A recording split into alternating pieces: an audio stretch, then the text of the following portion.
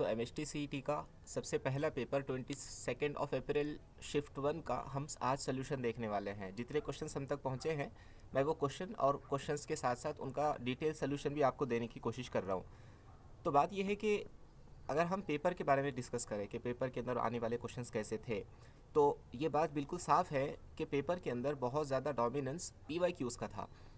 Previous year questions के अंदर जो चीज़ें पूछी गई है पहले वाले पेपर्स में, जैसे 2023 में, 22 में, 20 में जो क्वेश्चंस पूछे गए थे, वैसे ही टाइप के क्वेश्चंस और कई मरतबा सिमिलर क्वेश्चंस इस पेपर के अंदर भी देखे गए हैं। इसलिए एक बात हम सब लोगों को क्लियर हो जाना चाहिए कि अगर MHTCET 2024 में स्कोर अच्छा करना है तो हमको बहुत ज़्यादा फोकस PYQ के ऊपर करना होगा। तो चलिए हम क्वेश्चन के ऊपर बढ़ते हैं, सॉल्व करेंगे। क्वेश्चन नंबर 1 क्या है question? Ratio of angular speed of minute hand to hour hand. तो हमको निकालना क्या है? हमको निकालना है रेशो। किसका रेशो निकालना है? एंगुलर स्पीड यानी ओमेगा। किसका ओमेगा? अच्छा, ओमेगा का रेशो लेना है तो ओमेगा और ओमेगा एक दूसरे के साथ लिख लीजिए। Angular speed of minute hand मतलब ऊपर मिनट हैंड और नीचे आवर हैंड, इन दोनों का एंगुलर स्पीड का हमको रेशो निकालना है। कितना सिंपल क्वेश्चन है। एंगुलर वेलोसिटी का हम फॉर्मूला जानते हैं 2π डिवाइड बाय कैपिटल T, और ये पूरा किसके लिए होगा? ये पूरा मिनट हैंड के लिए होगा। उसी तरह नीचे भी आ जाएगा 2π बाय कैपिटल T, ये ओमेगा का फॉर्मूला है ना, 2π बाय टाइम पीरियड, ये किसके लिए? अवर हैंड के लिए। ठीक है, यानी 2π एज इट इज़, और टाइम पीरियड मिनट हैंड का टाइम पीरियड कितना होता है? मिनट का कांटा कितने टाइम में एक पूरा सर्कल कंप्लीट करता है? 60 मिनट्स में, यानी 60। लेकिन हम सेकेंड में कन्वर्ट करना चाहे तो 60 × 60 लिखना चाहिए। Okay, divided by 2π as it is. अब सोचिए अवर हैंड, घंटे का कांटा कितने टाइम में एक पूरा सर्कल कंप्लीट करता है? तो कभी कभी बात ये जहन में आती है कि जैसे मिनट हैंड 60 × 60 होगा, उसी तरह एक दिन के अंदर 24 घंटे होते हैं, इसलिए आवर हैंड 24 × 60 होगा। लेकिन बात ऐसी नहीं है। बात यह है कि हमारे घरों के अंदर जो घड़ियाँ होती हैं उसमें 12 घंटे में घंटे का कांटा एक पूरा सर्कल मुकम्मल कर लेता है, यानी आवर हैंड का टाइम पीरियड 12 आवर, उसके बाद 60 मिनट और ये 60 सेकेंड, ये कन्वर्जन बराबर हो गया। ठीक है, ये जो 2π और 2π है न्यूमरेटर में, ये एक दूसरे को कैंसिल कर लेंगे। अब क्या होगा? ये जो 12 × 60 × 60 डिनोमिनेटर में है, ये पूरा उल्टा होकर न्यूमरेटर में आ जाएगा, यानी इक्वेशन बनेगी 12 × 60 × 60 डिवाइडेड बाय 60 × 60। ओके, ये 60 कैंसिल, यानी आंसर आएगा 12:1। 12:1। 1 मिनट से कम के अंदर आंसर आ सकता है। आप क्वेश्चन को ध्यान से पढ़िए। क्वेश्चन में बहुत ज़्यादा क्वेश्चन, पेपर में बहुत ज़्यादा क्वेश्चन फार्मूला बेस है। आप बस क्वेश्चन पढ़िए, उसका डेटा अच्छे से लिखिए, सॉल्व कीजिए, दैट्स इट। सो यहाँ पर ऑप्शन ए करेक्ट होना चाहिए। हम ऑप्शन ए को टिक करते हैं। अगला क्वेश्चन क्या कहता है? वो अगला क्वेश्चन जो 2024 के 2 अप्रैल के शिफ्ट 1 में पूछा गया, वो कुछ ऐसा है। Water is flowing through a horizontal pipe in streamline flow at the narrowest part of the pipe. मतलब क्या है? एक हॉरिजॉन्टल पाइप है। अब हॉरिजॉन्टल पाइप में दो केसेस हो सकते हैं। ऐसा कि जो पाइप का एरिया है वो एरिया यूनिफॉर्म हो, लेकिन अगर एरिया यूनिफॉर्म होगा तो नैरोएस्ट पार्ट कैसे मिल सकता है हमको? यानी यहाँ पे एरिया बदल रहा है। इसका मतलब यहाँ पे एरिया के बदलने के माने ये हैं कि पहले एरिया ज़्यादा होगा और बाद में एरिया पाइप का कम होने वाला है। ये सेक्शन को मैं नाम देता हूँ सेक्शन नंबर 1 और ये सेक्शन को नाम देता हूँ सेक्शन नंबर 2। ये हॉरिजॉन्टल पाइप है, इसका मतलब सेक्शन 1 और सेक्शन 2 एक ही हाइट के ऊपर लाई करने वाले हैं। ये क्वेश्चन पढ़ के हमको समझ आया। ऑप्शन में क्या पूछता है वो? Velocity is maximum and pressure is minimum. मतलब हमको दो चीज़ों का डिस्कस करना है, वेलोसिटी और प्रेशर के ताल्लुक से। ठीक है, तो ये मैकेनिकल प्रॉपर्टीज़ ऑफ फ्लूइड का क्वेश्चन है। मान लीजिए सेक्शन 1 के ऊपर आने वाली वेलोसिटी V1 है, सेक्शन 1 का जो एरिया है वो A1 है, सेक्शन 1 पे आने वाला प्रेशर P1 है। ठीक है, तो सबसे पहले मैं सेक्शन 1 और सेक्शन 2 पे कंटिन्यूटी इक्वेशन अप्लाई करना चाहता हूँ। इसलिए सेक्शन 2 पे वेलोसिटी V2, सेक्शन 2 का एरिया A2 और यहाँ पे आने वाला प्रेशर P2। अगर हम यहाँ पर कंटिन्यूटी इक्वेशन अप्लाई करें तो हम लिख सकते हैं A1 V1 is equal to A2 times of V2। अब देखिए, हम नैरोएस्ट पार्ट में इंटर कर रहे हैं, इसका मतलब A2 की वैल्यू कम होने वाली है, लेकिन ये दोनों का प्रोडक्ट सेम होना है। ठीक है, अगर हम देखें तो A1 की वैल्यू ज़्यादा है और A2 की वैल्यू कम है, लेकिन दोनों इक्वल है, दोनों का प्रोडक्ट वेलोसिटी के साथ इक्वल होने वाला है। तो जहाँ एरिया ज़्यादा होगा वहाँ की वेलोसिटी कम होगी, यानी पहले वाली वेलोसिटी कम होगी। V1 will be less than V2, यानी हम कह सकते हैं कि वेलोसिटी बिकम मैक्सिमम। ठीक है, तो नैरोएस्ट पार्ट पर क्या होगा? Velocity become maximum, velocity maximum value तक पहुँच जाएंगी। अब अगली बात क्या है? अगली बात यह है कि हम सेक्शन 1 और सेक्शन 2 पर बर्नौलीज़ इक्वेशन अप्लाई करते हैं। क्या कहता है Bernoulli's equation? P1 plus half rho V1 square plus rho GH। ठीक है, तो यहाँ पर रो GH1 आ जाएगा, बराबर होगा सेक्शन 2 के ऊपर pressure plus half rho into V2 square plus रो GH2। करेक्ट। लेकिन देखिए दोनों सेक्शन के ऊपर हाइट सेम है और फ्लूइड भी सेम है, इसलिए रो जी एच कैंसिल हो जाएगा। इक्वेशन क्या बनी, P1 plus half rho into V1 square is equal to P2 plus half rho into V2 square. अब ध्यान दीजिए, जैसा अभी हमने देखा है कि V1 और V2 के अंदर से V2 की वैल्यू ज़्यादा है एज़ कम्पेयर टू V1 के, यानी अगर V2 की वैल्यू ज़्यादा है तो प्रेशर की वैल्यू साथ वाले कम होना चाहिए, ऐसा कि इनका एडिशन कांस्टेंट हो जाए, राइट।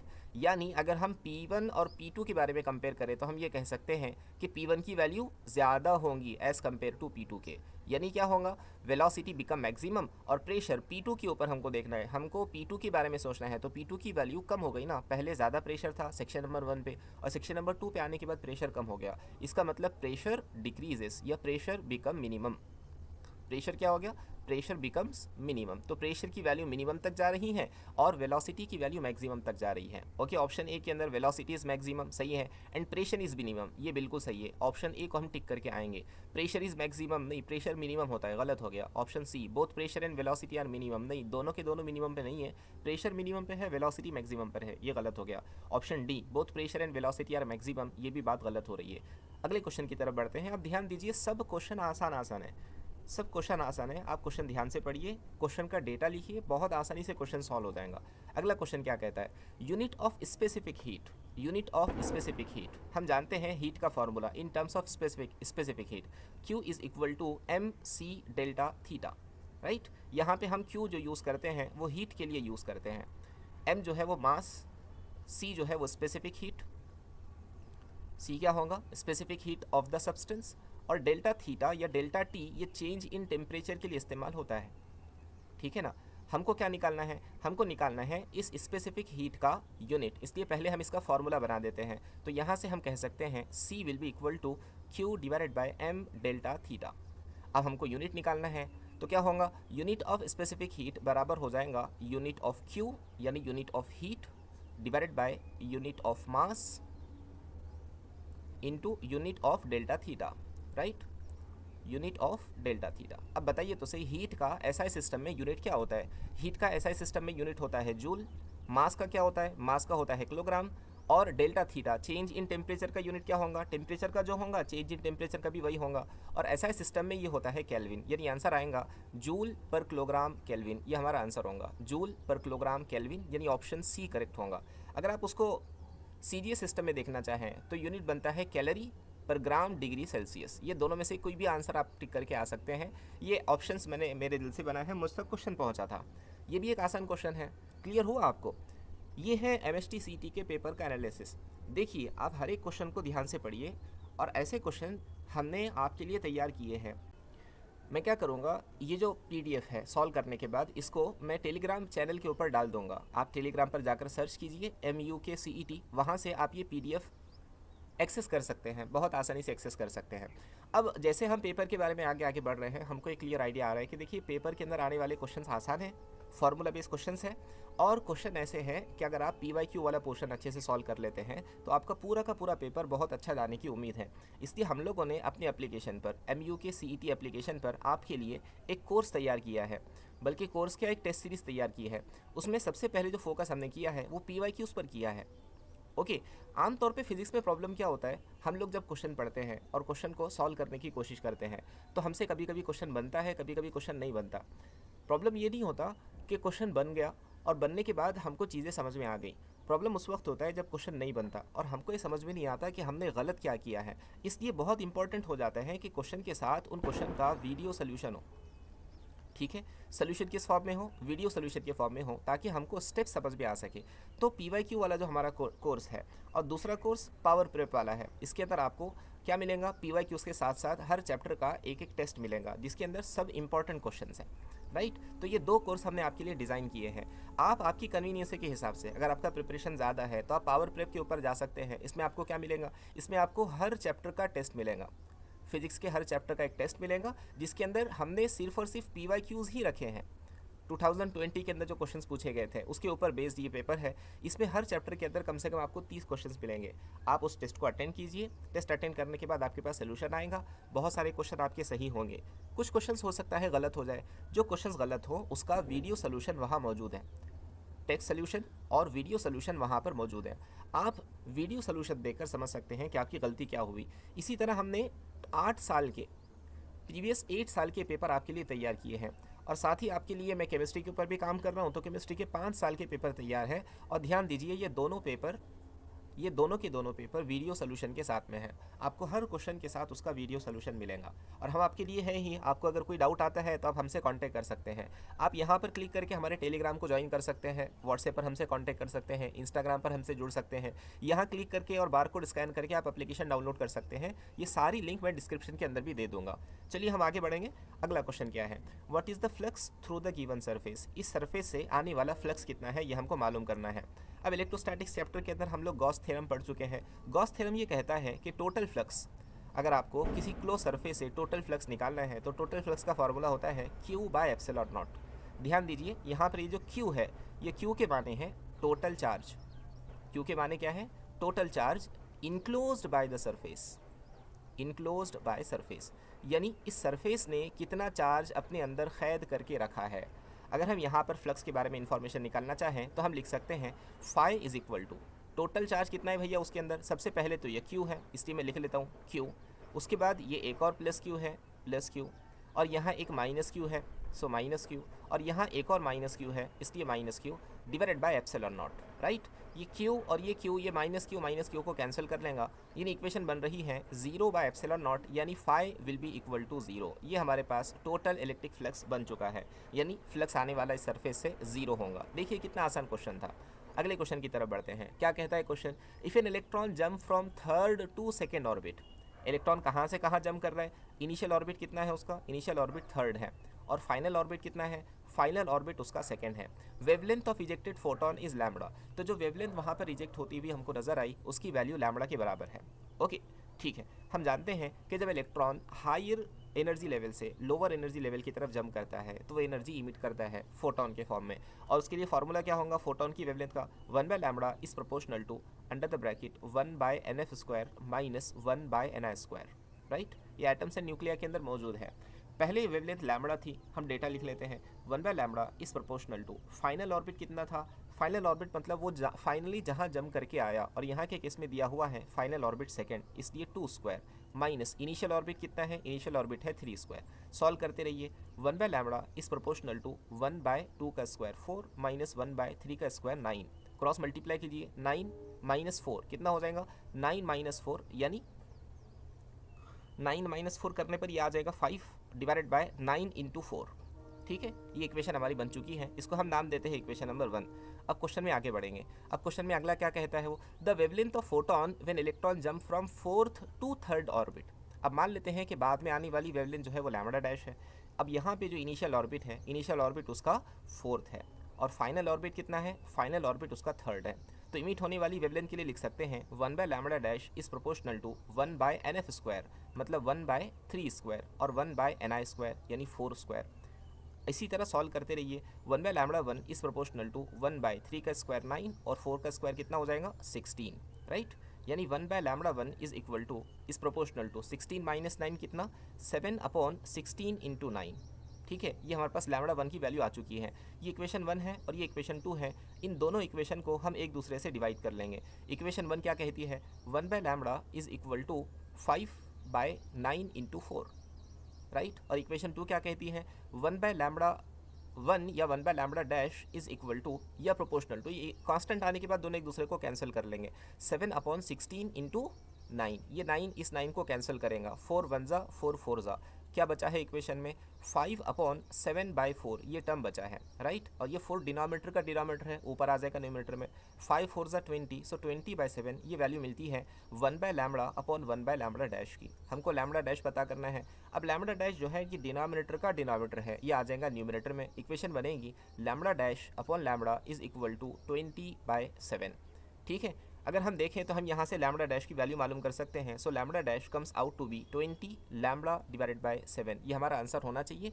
यहाँ पर उसने the wavelength of photon, question के अंदर थोड़ी सी गड़बड़ हो गई। अगर वो रेशो हमसे पूछता तो हमारा आंसर 20 बाय 7 होना चाहिए था। ठीक है, यहाँ पे उसने क्वेश्चन उस फॉर्म में मैंने लिखा नहीं हूँ, इस वजह से थोड़ी गड़बड़ हो रही है। अगर क्वेश्चन के अंदर वो रेशो पूछता तो आंसर ऑप्शन सी आना चाहिए था। आई होप आप समझ गए होंगे। आगे बढ़ेंगे। अगला क्वेश्चन क्या कहता है, equation of simple harmonic progressive wave is given by. देखो ये सिंपल हार्मोनिक प्रोग्रेसिव वेव की एक इक्वेशन दी हुई है, find the ratio of wavelength and frequency. ठीक है, तो पहले जो इक्वेशन हमको दी हुई है उसी को हम लिख लेते हैं। इक्वेशन क्या दी हुई है, y is equal to 3 sine of 5t minus 20 times of x। आपको निकालना है ratio of wavelength and frequency. अगर हम ये सिंपल हार्मोनिक प्रोग्रेसिव वेव की स्टैंडर्ड इक्वेशन से इसको कंपेयर करें, स्टैंडर्ड इक्वेशन क्या है, y is equal to a sine of omega t minus k x. ठीक है, ये सिंपल हार्मोनिक प्रोग्रेसिव वेव की स्टैंडर्ड इक्वेशन है। कंपेयर करने पर पता चलेगा, जैसे यहाँ पर a है, a के माने एम्पलीट्यूड के हैं, उसके a की जगह पर 3 है। जैसे वहाँ ओमेगा है, ओमेगा की जगह पर 5 है, और जैसे यहाँ k है, k की जगह पर 20 है। हमको मालूम क्या करना है, हमको मालूम करना है वेवलेंथ और साथ ही मालूम करना है फ्रीक्वेंसी। अगर हम ओमेगा का फॉर्मूला देखें तो हम लिख सकते हैं omega is equal to 2πf। यहाँ से फ्रीक्वेंसी पता चल जाएंगी। ओके, इसी को मैं आगे बढ़ाता हूँ। Omega is equal to 2π times of f। Omega का वैल्यू कितना है, 5 is equal to 2π times of f। यहाँ से पता चला फ्रीक्वेंसी बराबर 5 डिवाइडेड बाय 2π। अगली चीज़, हम k के बारे में जानते हैं, k बराबर होता है k is equal to 2π divided by lambda, right. k is equal to 2π by lambda. अगर हम k के बारे में सोचें तो हम इस इक्वेशन को लिख सकते हैं, k is equal to 2π divided by lambda, और जैसा हमने कंपेयर करके k की वैल्यू निकाली, कितनी आई, 20। So 20 is equal to 2π divide by lambda, यानी लिख सकते हैं lambda is equal to 2π divide by 20।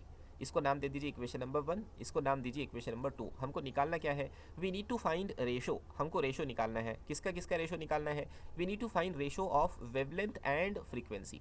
ठीक है जी, वेवलेंथ कितना है इक्वेशन 2 के हिसाब से, 2π डिवाइड बाय 20, और फ्रीक्वेंसी कितनी है, 5 डिवाइडेड बाय 2π। फ्रीक्वेंसी की वैल्यू है 5 डिवाइडेड बाय 2π। ठीक है, तो यहाँ ऑप्शन गलत हो रहा है, फिर भी हम इसको सॉल्व कर लेंगे। 2π डिवाइड बाय 20 इंटू ये 5 बाई 2π उल्टा हो जाएगा, तो ये हो जाएगा 2π डिवाइड बाय 5, जिसको लिख सकते हैं 4π स्क्वायर डिवाइडेड बाय 100, यानी पाई स्क्वायर डिवाइड बाय 25। इसके करीब करीब आपका आंसर आना चाहिए था। आपके क्वेश्चन के अंदर उसने फ्रीक्वेंसी और वेवलेंथ की वैल्यू आपसे पूछी थी, करेक्ट, समझा ये क्वेश्चन। चलो नेक्स्ट क्वेश्चन क्या है, अगले क्वेश्चन में उसने कहा choose the incorrect statement regarding thermodynamic process. तो आपको थर्मोडायनेमिक प्रोसेस के ताल्लुक से 4 स्टेटमेंट दिए हुए हैं, आपको जो गलत है उसको टिक करना है। ऑप्शन ए क्या कहता है, for isothermal temperature is constant. Okay, तो ऑप्शन ए के अंदर वो बात कर रहा है आइसोथर्मल प्रोसेस की। आइसोथर्मल प्रोसेस वो प्रोसेस होता है जिसमें डेल्टा टी की वैल्यू 0 होती है, यानी टेम्परेचर क्या होता है, टेम्परेचर कांस्टेंट होता है। ऑप्शन ए के अंदर वही बात कर रहा है, मतलब ये सही स्टेटमेंट है, हमको गलत टिक करना है, इसलिए इसको टिक करके नहीं आएंगे। Option B, for adiabatic process P V का power gamma equal to constant. Option B के अंदर वो एडियाबेटिक प्रोसेस की बात कर रहा है। एडियाबेटिक प्रोसेस में क्या होता है, इक्वेशन बनती है पी वी का power gamma is equal to constant, right, P V का power gamma is equal to constant. यहाँ पर भी वही बात कर रहा है कि एडियाबेटिक प्रोसेस के अंदर पी वी का पावर गामा कांस्टेंट होता है, मतलब ये भी सही है, हमको गलत टिक करना है, ऑप्शन बी को भी टिक करके नहीं आएंगे। ऑप्शन सी क्या कहता है, ऑप्शन सी के अंदर है for isobaric process. Okay, option C में क्या किसकी इंफॉर्मेशन चल रही है, आइसोबारिक प्रोसेस की। आइसोबारिक प्रोसेस वो प्रोसेस होता है जिसमें प्रेशर कांस्टेंट होता है, यानी P1 is equal to P2, या हम कह सकते हैं कि प्रेशर की वैल्यू कांस्टेंट होती है। ऑप्शन सी कह रहा है for isobaric process volume is constant. नहीं भाई, गलत हो गया, वॉल्यूम कांस्टेंट नहीं होता, यानी ऑप्शन सी को हम टिक करके आएंगे, गलत हो रहा है ना। ऑप्शन डी की तरफ लास्ट में बढ़ते हैं। ऑप्शन डी क्या कहता है, for isochoric process. Isochoric process की बात चल रही है। आइसोकोरिक प्रोसेस मतलब क्या, आइसोकोरिक को आइसो वॉल्यूमेट्रिक प्रोसेस भी कह सकते हैं, जिसमें वॉल्यूम चेंज नहीं होता, यानी इनिशियल वॉल्यूम और फाइनल वॉल्यूम बराबर बराबर होते हैं, यानी वॉल्यूम क्या होता है, यानी वॉल्यूम कांस्टेंट होता है। So option D for isochoric process volume is constant, ये भी सही है। ठीक है, सो हम ऑप्शन सी को टिक करके आएंगे, इनकरेक्ट हमको चूज करना था।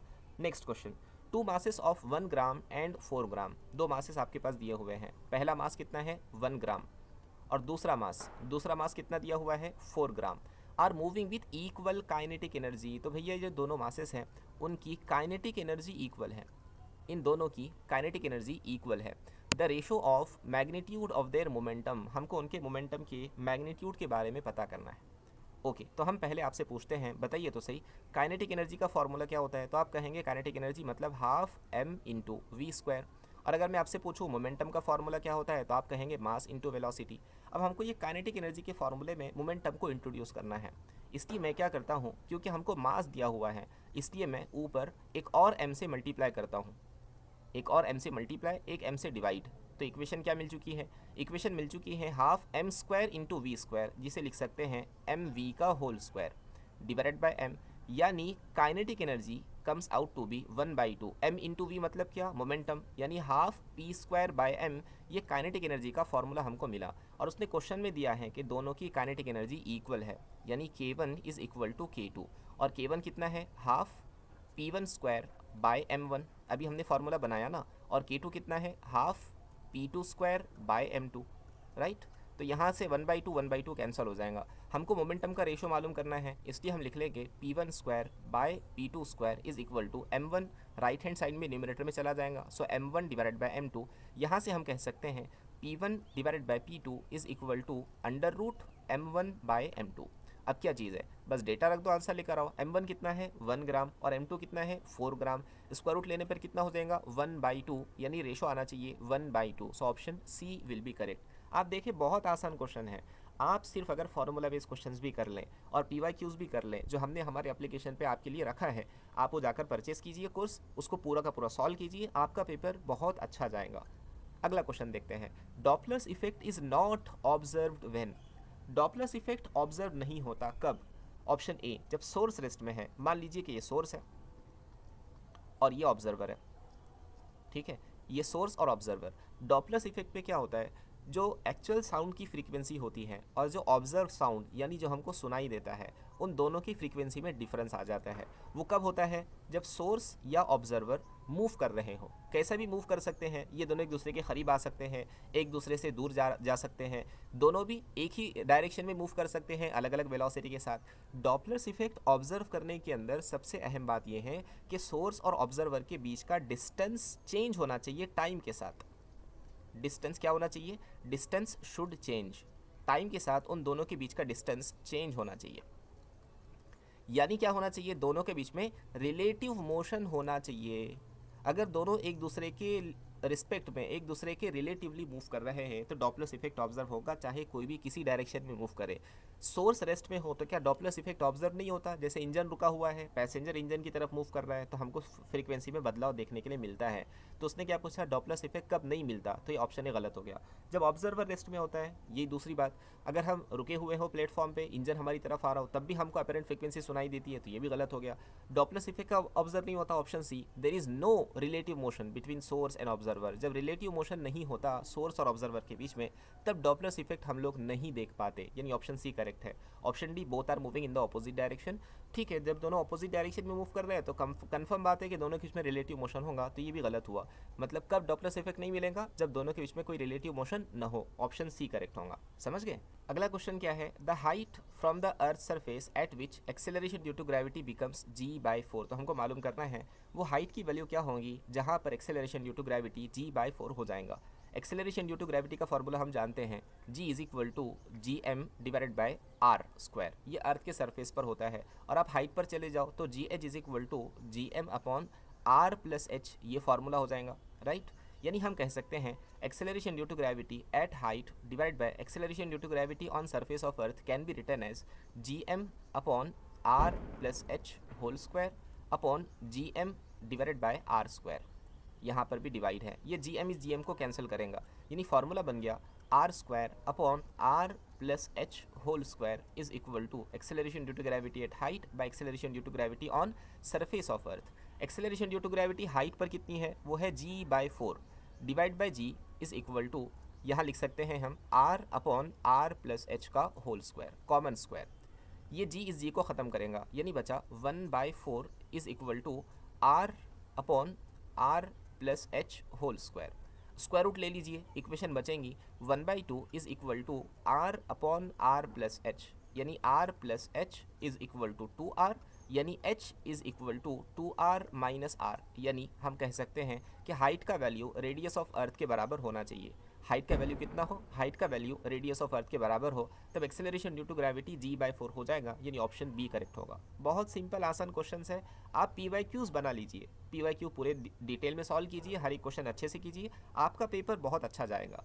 From a disc of radius r, एक डिस्क है, ये बहुत अच्छा क्वेश्चन है, ध्यान से देखना। From a disc of radius r has a moment of inertia I about its central axis. ध्यान दीजिए, एक डिस्क है, इस डिस्क का उसके सेंट्रल एक्सिस से मोमेंट ऑफ इनर्शिया कितना है, कैपिटल आई।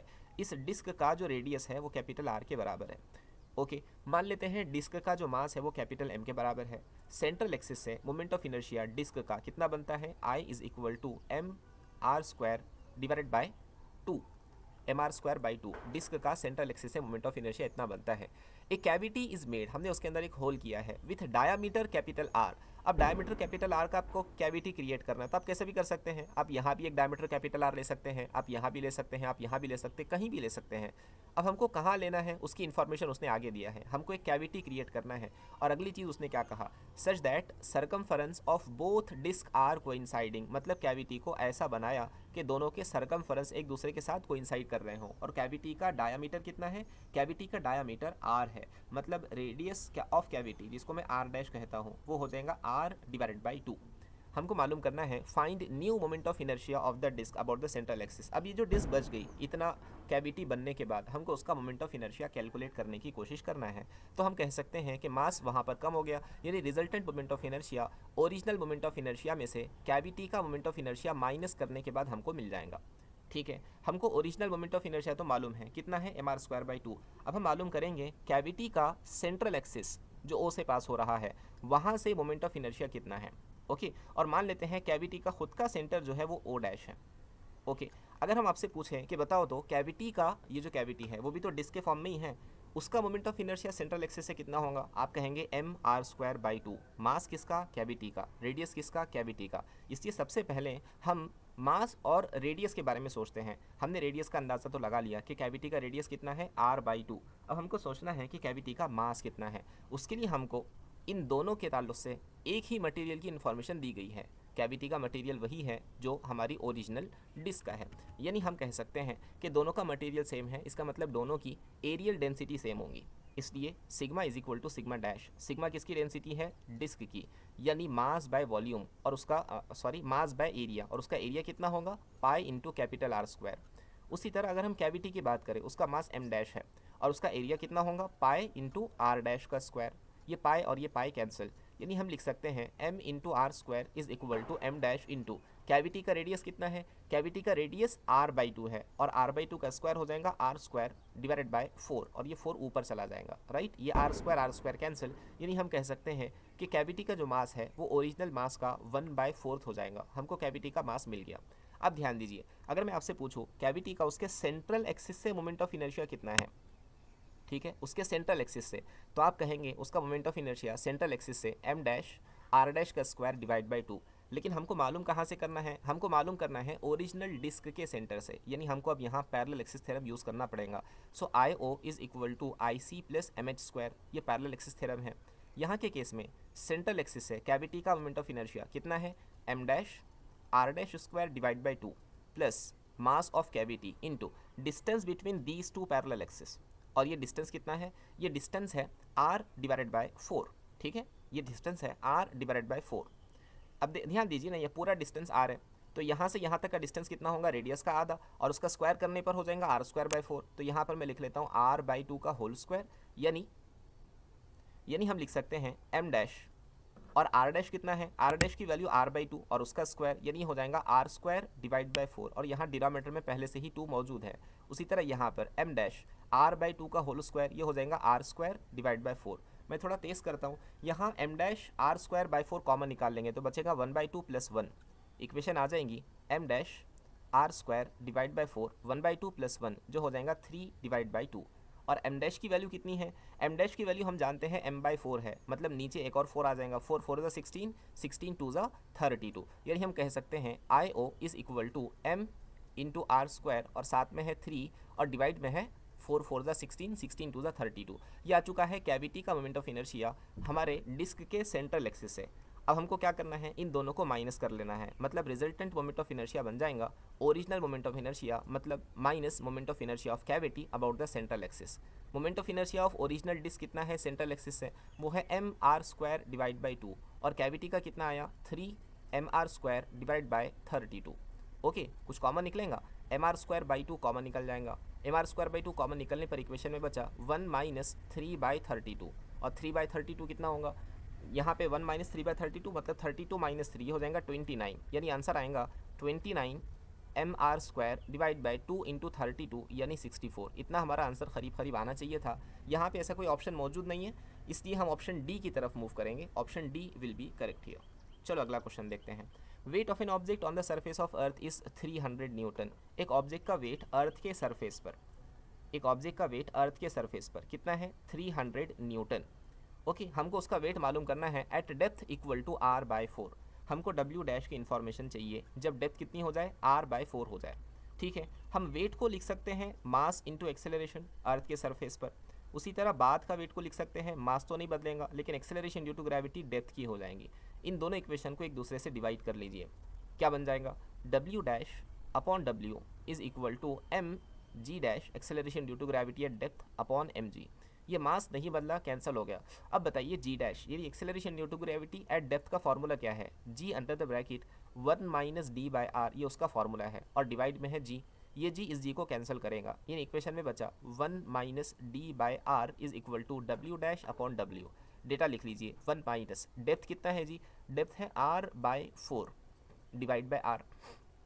ठीक है, सॉरी ये कॉमन डिनोमिनेटर नहीं है, सिर्फ ये r/4 के डिनोमिनेटर में है। So r/4 divide by R, ये r इस r को कैंसिल करेगा। यानी इक्वेशन बनेगी W dash upon W is equal to 1 minus 1/4 यानी कितना? 4 1 माइनस 1/4 4 माइनस 1/4 यानी 3/4 is equal to W dash upon W. यानी हम कह सकते हैं W dash is equal to 3/4 times of W, यानी 3/4 टाइम्स ऑफ वेट कितना है? 300। यानी आंसर आ जाएगा 4 1 ज़ा 4 7 ज़ा 28 4 5 ज़ा 20 यानी 3 इंटू 75 और एक मरतबा मल्टीप्लाई कीजिए 5 3 ज़ा 15 15 का 5 1 7 3 ज़ा 21 और 22 यानी उस जगह पर उसका वेट 225 न्यूटन होना चाहिए था। यानी ऑप्शन बी करेक्ट होगा।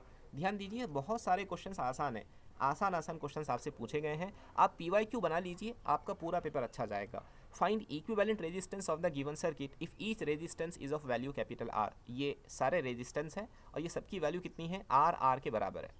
ओके, मैं पॉइंट को नाम दे देता हूँ पॉइंट A, इसको नाम दे देता हूँ पॉइंट B, इसको नाम दे देता हूँ पॉइंट C, इस पॉइंट को नाम दे देता हूँ पॉइंट D। ये 4 हमारे पास पॉइंट हैं। हमको यहाँ A और D के अक्रॉस इक्विवेलेंट रेजिस्टेंस कैलकुलेट करना है। तो मैंने पहले बना दिया A, उसके बाद बना दिया D। ठीक है, अब ध्यान दीजिए A से B तक चलना है, वहाँ पे एक रेजिस्टेंस है R। मैं यहाँ एक इमेजिनरी पॉइंट बनाता हूँ B और A और B के अंदर एक रेजिस्टेंस मैंने ले लिया R के बराबर। ये पहले रेजिस्टेंस का काम हो गया। उसके बाद A से एक रेजिस्टेंस ये कनेक्ट है जो A से कहाँ जा रहा है? जो A से C तक जा रहा है। मैं नीचे एक पॉइंट कंसिडर करता हूँ C वाला और A और C के बीच में एक रेजिस्टेंस कनेक्ट है R के बराबर। A और C वाला रेजिस्टेंस भी हमने ले लिया, ये भी हो गया। तीसरा रेजिस्टेंस B और C के बीच में कनेक्ट है। ठीक है जी, तो B और C के बीच में एक रेजिस्टेंस हमने कनेक्ट कर लिया, ये रेजिस्टेंस भी आ गया। चौथा रेजिस्टेंस B और D के बीच में है, इसलिए मैं B से चलता हूँ, D पर ख़त्म करता हूँ और एक रेजिस्टेंस मैंने ले लिया R के बराबर। चौथा रेजिस्टेंस C और D के बीच में है। ये सभी रेजिस्टेंस इक्वल वैल्यू के हैं। अब ध्यान देंगे तो आपको यहाँ पर व्हीटस्टोन नेटवर्क फॉर्म होता हुआ नजर आएगा। यानी जैसे ही व्हीटस्टोन नेटवर्क फॉर्म हुआ, ये बीच का रेजिस्टेंस शॉर्ट सर्किट हो गया। मतलब ये ऊपर वाले दोनों रेजिस्टेंस कुछ ऐसे फॉर्म हो गए। ठीक है, और नीचे वाले ये दोनों ऐसे हो गए। यानी हम ये कह सकते हैं कि ऊपर वाले दोनों एक दूसरे के साथ सीरीज़ में आ चुके हैं। बताइए तो सही, आर और आर का सीरीज़ कॉम्बिनेशन कितना होगा? 2R। और नीचे के भी दोनों एक दूसरे के साथ सीरीज़ में आ गए, मतलब कितना हो जाएगा? 2R। 2R और 2R का पैरेलल कॉम्बिनेशन कितना हो जाएगा? R। यानी ये पूरे सर्किट का इक्विवेलेंट रेजिस्टेंस R के बराबर आएगा। समझ गया? अगली चीज़, find moment of inertia of given system of mass about given axis of rotation. तो ये जो एक्सिस ऑफ रोटेशन दिया हुआ है, इससे हमको इस सिस्टम का मोमेंट ऑफ इनर्शिया कैलकुलेट करने की कोशिश करना है। Each rod of mass m and length l। ये जो 3 रॉड हमको दिए हुए हैं, सबका मास m है और सबकी लेंथ l है। ठीक है, तो सबसे पहले पहली रॉड के बारे में सोचते हैं। यहाँ पर पहली रॉड का मोमेंट ऑफ इनर्शिया हम लिख सकते हैं total moment of inertia is equal to पहली रॉड का मोमेंट ऑफ इनर्शिया प्लस दूसरी रॉड का प्लस थर्ड रॉड का। पहली रॉड का मोमेंट ऑफ इनर्शिया कितना होगा? अगर उसकी लेंथ l है तो हम देख रहे हैं कि एक्सिस ऑफ रोटेशन उसके एज से पास होता है, और जब भी रॉड के एज से मोमेंट ऑफ इनर्शिया पास होगा तो मोमेंट ऑफ इनर्शिया बन जाएगा ml²/3। उसी तरह दूसरे के लिए भी एज से पास हो रहा है, वहाँ भी मोमेंट ऑफ इनर्शिया हो जाएगा ml²/3। और तीसरे वाले के लिए सेंटर से पास हो रहा है, और सेंटर से पास होने पर मोमेंट ऑफ इनर्शिया बनता है ml²/12। ओके, तो यहाँ से कॉमन निकाल लीजिए, ml²/3 कॉमन निकल जाएगा, तो यहाँ क्या बचेगा? 1 प्लस 1 प्लस ml²/3 कॉमन निकलने पर 3 4 12 यानी 1 + 1/4 बच जाएगा। सॉल्व करते रहिए। ml²/3 अंडर द ब्रैकेट 2 + 1/4, 2 + 1/4 ये इक्वेशन हमारी बन चुकी है। 4 2 8, 8 + 1 9 यानी 9 ml²/3 × 4 ये हमारा इक्वेशन बचा। 3 1 3 3 9 यानी आंसर आना चाहिए 3 ml²/4। यहाँ पे ऑप्शन थोड़े से गलत हो गए, ये सही आंसर होना चाहिए। इस सिस्टम का मोमेंट ऑफ इनर्शिया 3 ml²/4 बनना चाहिए। चलो आगे बढ़ते हैं। ये एक अच्छा क्वेश्चन है, खूब ध्यान से क्वेश्चन पढ़िए। The height, if height of the liquid in the container is 3h, ये जो कंटेनर के अंदर पूरा लिक्विड है इसकी हाइट कितनी है, 3h के बराबर है। Find the ratio of ranges of water stream coming from hole A and hole B. हमने जो आपके लिए सीरीज़ बनाई है टेस्ट सीरीज़, उसके अंदर ऐसे बहुत सारे क्वेश्चन हैं। स्क्वायर होल है, सर्कुलर होल है, अलग अलग हाइट के ऊपर है, आपको रेंज का, टाइम का, अलग अलग चीज़ों के बारे में इन्फॉर्मेशन निकालना है। सेम उसी तरह का क्वेश्चन आपको यहाँ भी दिख रहा है। आप हमारे एप्लीकेशन पर जाइए, वहाँ के क्वेश्चन को देखिए, वहाँ का जो फ्री मटेरियल उसका एक्सेस कीजिए, आपको समझ में आएगा कि हमने आपके लिए कितनी मेहनत से अच्छे क्वेश्चंस का एक सेट तैयार किया है। और उम्मीद ये है कि आप अगर वो सॉल्व कर लेंगे तो आपको MST-CT का बहुत ज़्यादा हिस्सा आसानी से कवर होने के लिए आपको एक हेल्प मिल जाएंगी। हम आपके लिए काम कर रहे हैं।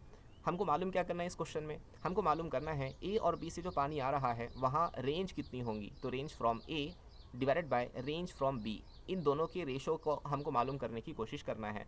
ए से आने वाला पानी कुछ ऐसे गिरेगा, बी से आने वाला पानी कुछ ऐसे गिरेगा। हमको ऐसा लग रहा है कि उन दोनों की रेंज अलग अलग होंगी।